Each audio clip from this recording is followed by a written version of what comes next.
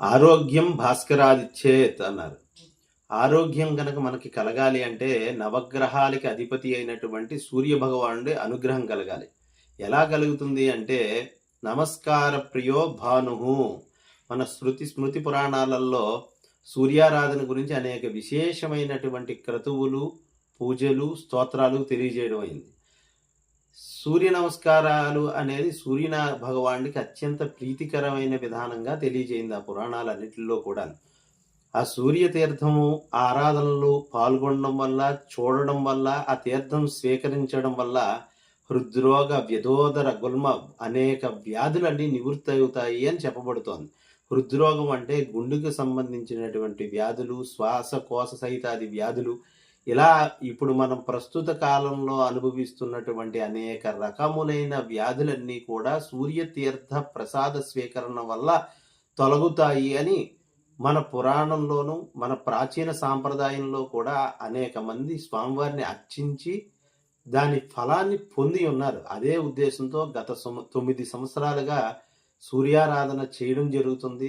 దాని ఫలం అనేక మంది పొంది వారి ప్రతి సంవత్సరం కూడా వచ్చి తీర్థప్రసాదాలు తీసుకోవడం జరుగుతున్నది.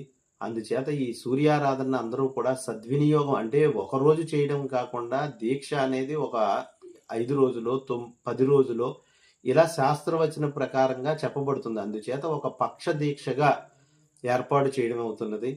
అంటే అధికంగా చేయాలి అన్నా కూడా ధన ప్రమేయాలు అధికం అవుతున్నాయి కాబట్టి ప్రస్తుత కాలంలో ఒక 15 రోజులుగా పక్ష దీక్షగా ఏర్పాటు చేయడం అయింది.